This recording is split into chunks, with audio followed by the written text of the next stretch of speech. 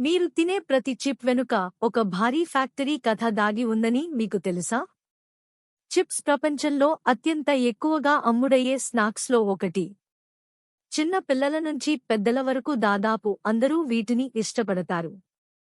Cinema చూస్తున్నప్పుడు, ప్రయాణాల్లో, స్నేహితులతో కలిసి ఉన్నప్పుడు చాలా మంది చిప్స్ తింటుంటారు. కానీ ఒక సాధారణ బంగాళాదుంప ప్యాకెట్ చిప్స్గా ఎలా మారుతుందో చాలా మందికి తెలియదు. ఈ ప్రయాణం పొలంలోనే ప్రారంభమవుతుంది. ఎంపిక చేసిన బంగాళాదుంపలను ఫ్యాక్టరీలకు తరలిస్తారు. అక్కడ మొదట వాటిని శుభ్రం చేస్తారు. మట్టి, దుమ్ము మరియు ఇతర మలినాలను తొలగించిన తర్వాత వాటిని ప్రత్యేక యంత్రాల ద్వారా తొక్కతీసే ప్రక్రియ జరుగుతుంది. ఆ తర్వాత బంగాళాదుంపలను చాలా పలుచగా ముక్కలుగా కట్ చేస్తారు. ఈ దశ చాలా ముఖ్యమైనది. ఎందుకంటే చిప్స్కు వచ్చే క్రిస్పీ టెక్స్చర్ ఇందులోనే నిర్ణయించబడుతుంది. కట్ చేసిన ముక్కలను మరలా శుభ్రపరిచి తదుపరి దశకు పంపిస్తారు. తర్వాత జరిగేది చాలామందికి ఆసక్తికరంగా ఉంటుంది. ఈ ముక్కలను వేడి నూనెలో వేయిస్తారు. ఈ ప్రక్రియలో బంగాళాదుంపలలోని తేమ తగ్గి, మనం ఇష్టపడే కరకరలాడే చిప్స్ రూపం వస్తుంది.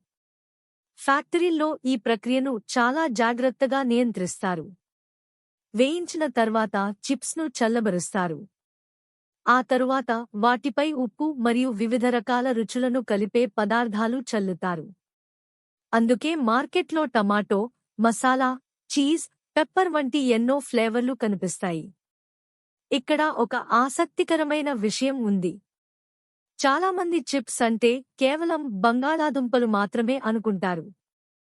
కానీ తుది ఉత్పత్తిలో రుచి, నిల్వ కాలం మరియు ఆకర్షణ కోసం ఇతర పదార్థాలు కూడా ఉండవచ్చు. అందుకే లేబుల్ చదవడం ముఖ్యం.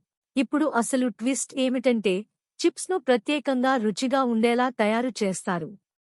అందుకే ఒకటి తిన్న తర్వాత ఇంకొకటి తినాలనిపిస్తుంది. సమస్య ఒక చిప్లో కాదు, పరిమాణం నియంత్రించకుండా తినడంలో ఉంటుంది. చిప్స్ పూర్తిగా చెడ్డవి అని చెప్పడం సరైంది కాదు.